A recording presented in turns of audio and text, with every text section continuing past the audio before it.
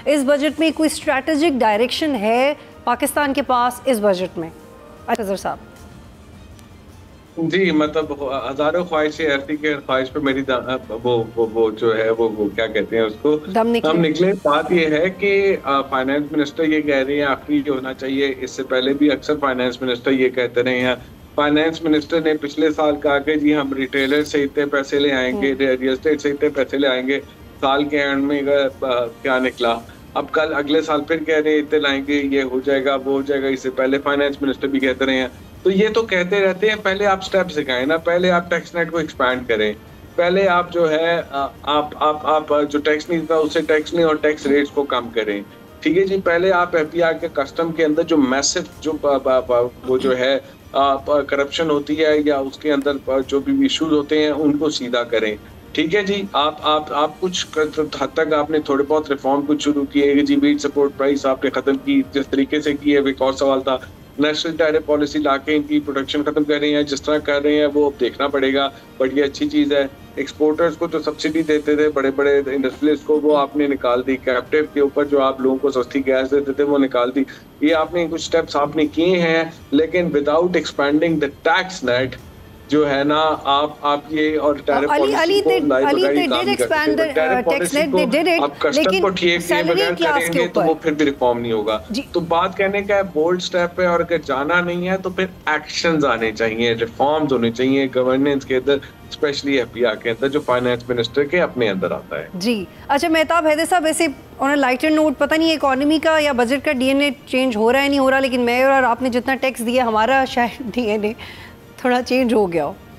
जी बिल्कुल, आप ठीक कह रही हैं। आप ये देखें ना कि पाकिस्तान में ये कितनी बड़ी डिस्टॉर्शन है कि सबसे ज़्यादा जो टैक्स कंट्रीब्यूशन है वो सैलरीड क्लास की है। पिछले साल जब बजट बनाया गया तो आईएमएफ को भी बताया गया और हुकूमत को भी बताया गया कि ये जो हम टैक्स इस टाइम लगा रहे हैं ये कोई 70 से 75 अरब रुपए एडिशनल आएंगे।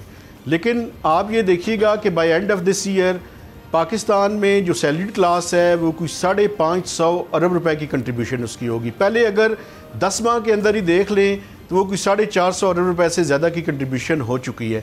देखिए, बुनियादी तौर पर पाकिस्तान में जब तक हम रिटेलर्स को, पाकिस्तान के एक्सपोर्टर्स को और पाकिस्तान में देखिए फॉर्मल सेक्टर मैन्युफैक्चरिंग के ऊपर मैं बिल्कुल मानता हूँ कि मैन्युफैक्चरिंग सेक्टर जो फॉर्मल है वो और सैलरीड क्लास यही पाकिस्तान के अंदर जो है वो टैक्स पे कर रहे हैं। जी बिल्कुल बिल्कुल, यही वो टैक्स में कंट्रीब्यूट कर रहे हैं। मेहताब साहब प्लीज आई होल्ड यू, और एक सवाल ले लीजिएगा। बिल्कुल यही दो सेक्टर्स थे जो पिछले बजट में भी हाईलाइट हो रहे थे कि यहाँ पे बड़ा टैक्स जमा हो गया, और बाद में उन्होंने टॉल क्लेम्स किए कि हम ट्रेडर्स को लेके आएंगे, रिटेलर्स को लेके आएंगे, प्रॉपर्टी को लेके आएंगे, एग्रीकल्चर को लेके आएंगे, लेकिन वो नहीं आए। मेरा सवाल ये ले लें कि रेवेन्यू, डिफेंस, डेवलपमेंट और टैरिफ रिफॉर्म, ये वो सारे नुकात हैं जिस पे IMF और पाकिस्तान का ब्लूप्रिंट कंफर्म्ड हो गया इस वक्त। देखिए, बुनियादी तौर पर IMF का जो बुनियादी कंसर्न है वो ये है कि आपने प्राइमरी बैलेंस को अचीव करना है, और प्राइमरी बैलेंस जो है वो डेफिसिट जिसमें एक्सक्लूड किया जाता है आपका डेट सर्विसिंग। डेट सर्विसिंग को निकाल कर आपने प्राइमरी बैलेंस को जो है वो अचीव करना है, और वो कोई 1.6% ऑफ GDP के लगभग होना चाहिए। देखिए, बुनियादी तौर पर जब हुकूमत 3 मेजर खर्चे करती है तो उसके बाद फेडरल गवर्नमेंट के पास कोई पैसे वापस नहीं बचते, एक डेट सर्विसिंग, एक डिफेंस और एक डेवलपमेंट और रनिंग ऑफ द गवर्नमेंट। बल्कि रनिंग ऑफ द गवर्नमेंट करने के बाद डेवलपमेंट के लिए भी और टू सम एक्सटेंट डिफेंस के लिए भी कर्जा लेकर जो है वो हम अपनी रिक्वायरमेंट पूरी करते हैं। ये इस टाइम ग्राउंड रियलिटी है, और उसकी बुनियादी वजह ये है कि NFC, मैं NFC का सपोर्टर हूँ। मैं ये नहीं कहता कि NFC को चेंज कर दें, लेकिन NFC जिन प्रेमिसेस के ऊपर बनाया गया था 2010 में 7th NFC अवार्ड, उसके तहत ये था कि 5 सालों में जो टैक्स टू GDP रेशियो है वो 10% से 15% हो जाएगी। आज भी हम 10.6% के करीब शायद पहुँचने में कामयाब हो जाए। मैं दावे के साथ कह सकता हूँ कि नहीं पहुँच सकेंगे, चूँकि इस साल के जो FBR का रिवाइज टारगेट है वो भी 12,332 अरब रुपए है।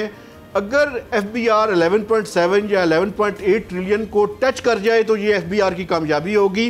अभी मुझे नजर नहीं आ रहा, लास्ट मंथ अभी बाकी है। लेकिन ये 18 टू जी बिल्कुल मेहताब साहब इसी पे अली खजर को शामिल करते हैं, लेकिन अली खजर जो बात कर रहे हैं मेहताब साहब, ये फिर 18 टू 20% ऑफ जीडीपी आ जाएगा जैसा कि सब चाह रहे हैं?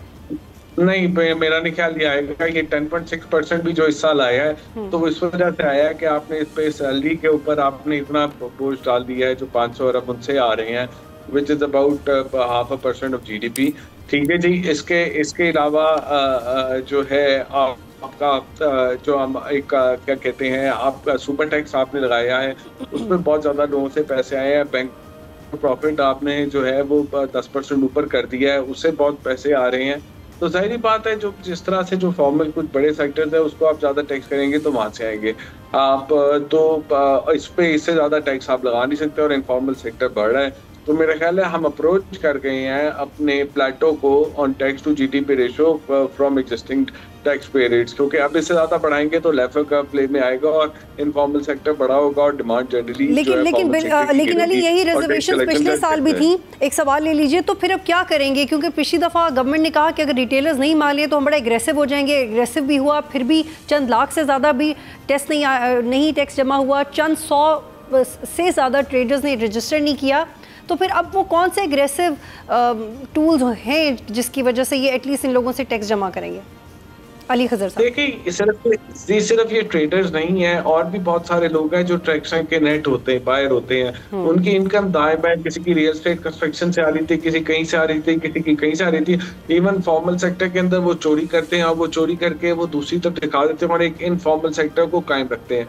इसमें आपके पार्लियामेंटेरियंस भी होते हैं, इनमें उनके फाइनेंशियर्स भी होते हैं, इसमें आपके सेनेटर्स भी होते हैं, इसमें आपके ब्यूरोक्रेट्स के रिश्तेदार भी होते हैं, इसमें आपके मिलिट्री के रिटायर्ड लोग और वो सारे भी होते हैं, और इन सब के इंटरेस्ट कन्वर्ज हुए हैं। तो ये सबका इंटरेस्ट जो है वो जो इस पूरे मुल्क का डिसीजन मेकिंग बॉडी है वो खुद को टैक्स करने को वो मानना नहीं चाहती है। वो कोशिश करके उसको उस पर से निकाल लेती है। तो सवाल ये बनता है कि क्या वो लोग खुद को जो एक मुल्क का अशरफिया है वो अपने आप को टैक्स करते हैं? ये टीवी चैनल जो आपके सारे हैं इनके आधे से ज्यादा ओनर इस वक्त इस वजह से आए हैं कि अपने टैक्स वगैरह को बचा सकें। तो जब ये पूरा एक मीडिया भी इसमें शामिल हो गया हुआ है, तो इसमें जब ये पूरा माहौल ऐसा है तो ये क्या लोग खुद को टैक्स करेंगे? मेरा सवाल ये है।